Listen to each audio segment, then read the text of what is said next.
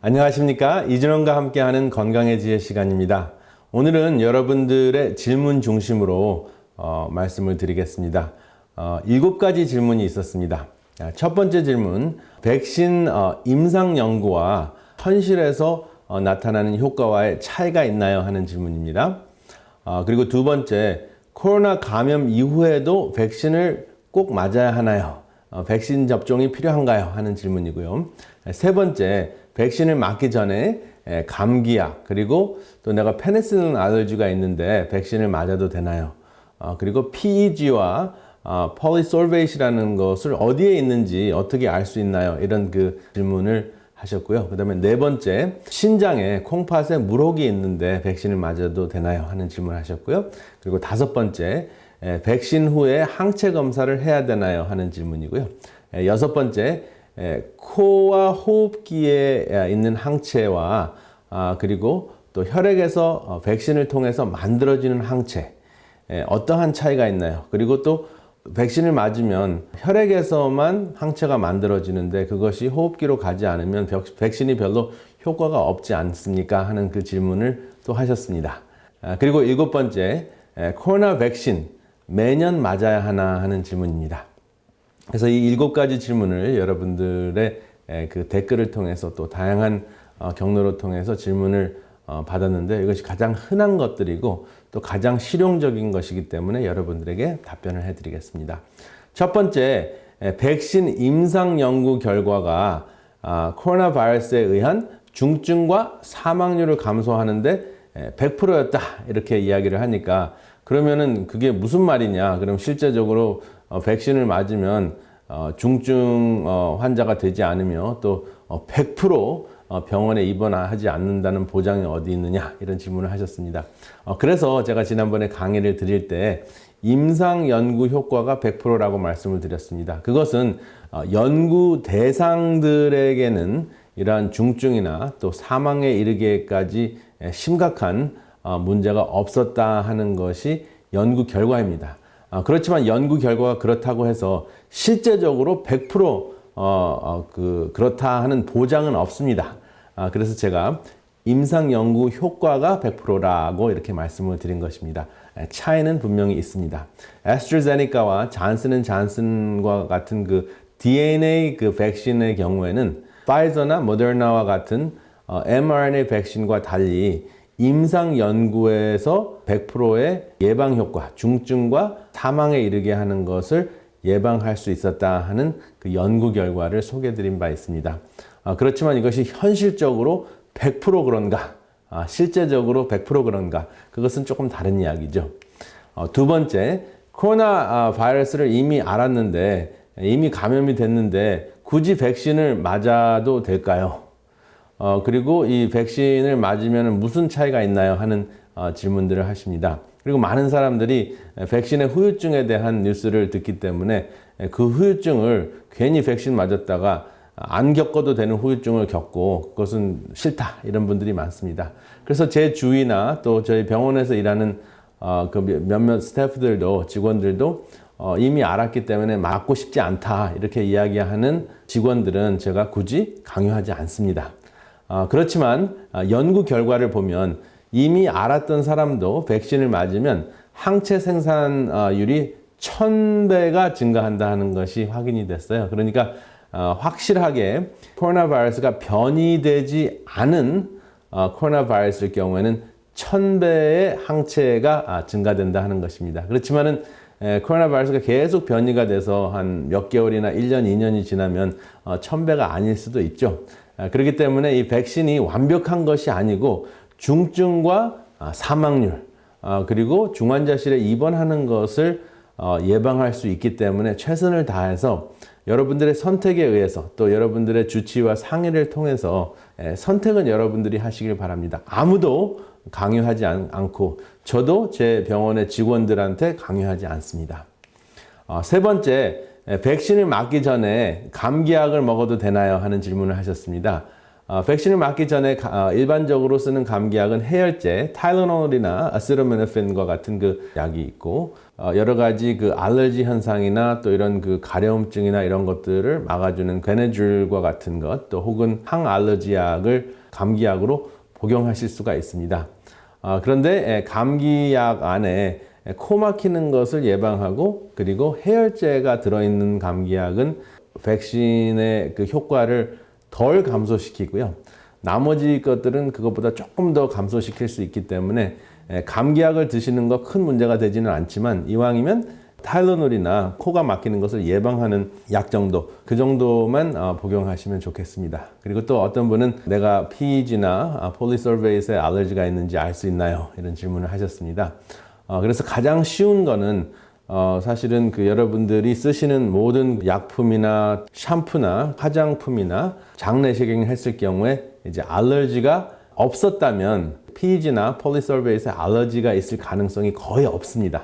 그런데 굳이 여러분들이 확인하고 싶으시면 화장품이 됐든 샴푸가 됐든 여러분들의 헤어스프레이가 됐든 또 아이들을 닦아주는 그 베이비 와이프 그런 것을 보면은 그 안에 무엇이 있는지 알 수가 있습니다.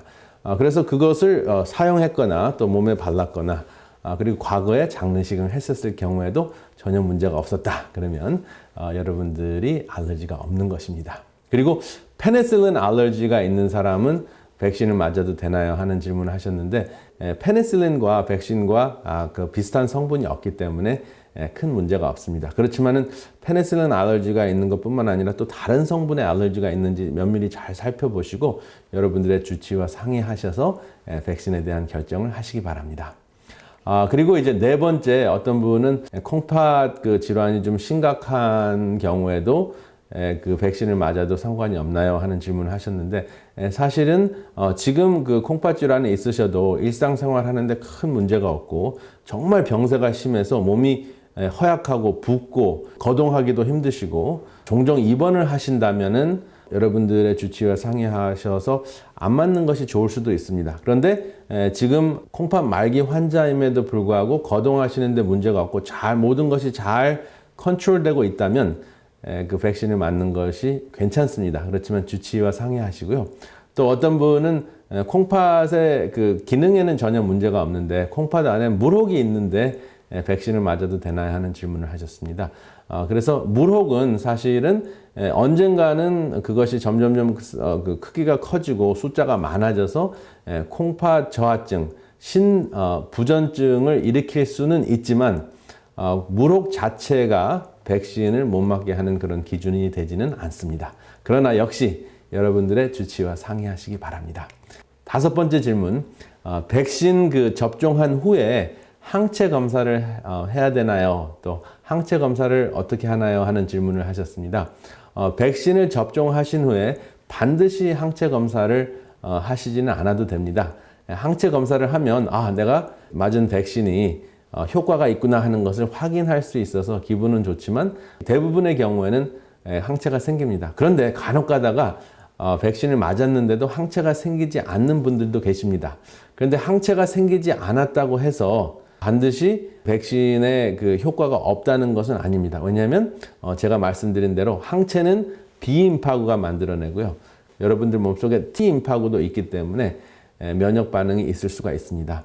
그래서 항체 검사는 절대적인 것은 아니지만 검사하실 수 있으면 여러분들이 확인을 하실 수 있고 또 확신을 가질 수 있어서 도움은 될 수 있습니다. 다음 질문, 여섯 번째 질문은 제가 벌써 이제 세 번째 답변을 해드리는데요. 혈액에서 만들어진 항체, 기도로 갈 수 있나 하는 질문입니다. 짧은 답은 기도로 갈 수 있습니다. 혈액 속에 있는 그 양만큼 기도로 전부 가지는 못하지만 여출액을 통해서 트랜스데이시라는 여출액을 통해서 그 혈액에서 만들어진 항체가 기도로 갈 수 있습니다. 그런데 백신을 맞았을 때 그 백신의 반응이 혈액에서 주로 일어나는 거 맞습니다. 그리고 IgG라는 항체가 주로 혈액에서 만들어지는 거 맞습니다.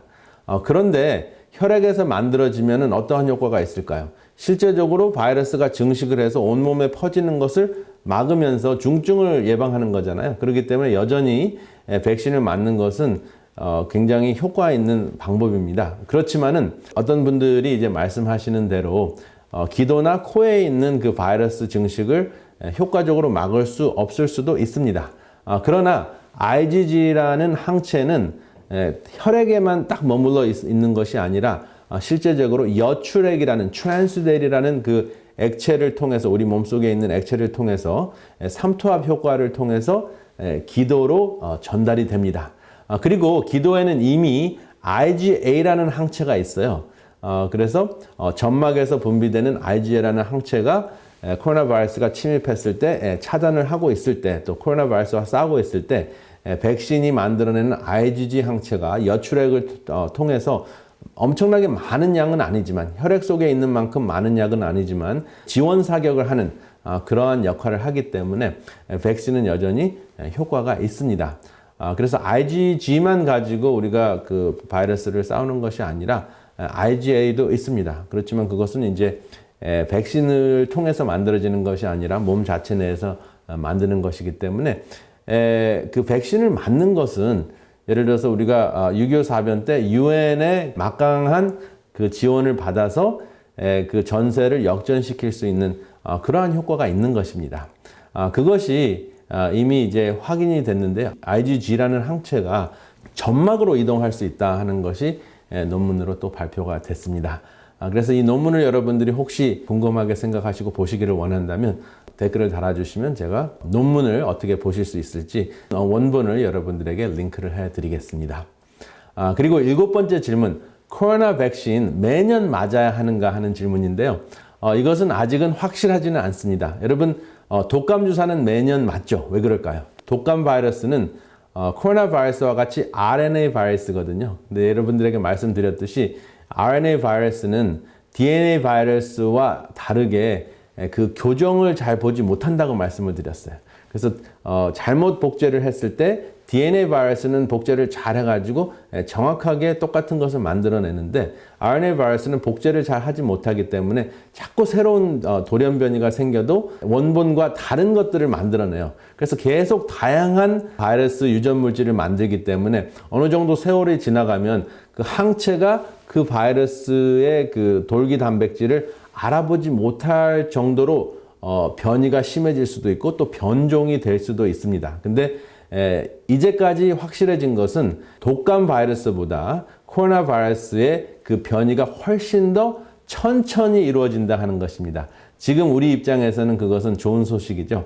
그래서 어쩌면 이번에 백신 한 번 맞는 것으로 끝날 수도 있지만 3개월, 6개월 그리고 한 1년 정도 지나 봐야지 압니다. 그래서 이것이 굉장히 많은 양의 복제를 통해서 항체가 돌기단 단백질을 차단하지 못하면, 수갑을 채우지 못하면 새로운 또 백신이 개발이 돼야 됩니다. 그런데 이미 플랫폼이 있기 때문에 기본적으로 만들 수 있는 분자 공장이 설립이 돼 있기 때문에 새로운 그 유전 물질 내용물만 알면 되거든요. 그래서 새로운 백신을 만드는 것은 그렇게 어렵지 않습니다. 그래서 내년에 우리가 백신을 맞아야 할까요? 그럴 가능성도 있지만 좀 지켜봐야 된다 하는 것 여러분 알고 계시면 도움이 되실 겁니다. 아무쪼록 많은 강의를 들으시고 많은 정보를 접하시면서 백신에 대한 거부감을 가지고 계시는 분들 여전히 많습니다. 여러분들이 백신이 두렵거나 또 백신에 대한 거부감이 있으시면 백신을 맞지 않으셔도 됩니다. 그렇지만 여러분들이 계시는 그 지역의 인구 중에서 60% 이상이 백신에 대한 효과적인 반응을 보이기까지는 방역 수칙을 잘 지키시기를 바랍니다. 다음 시간까지 아무쪼록 건강하시기 바랍니다. 감사합니다.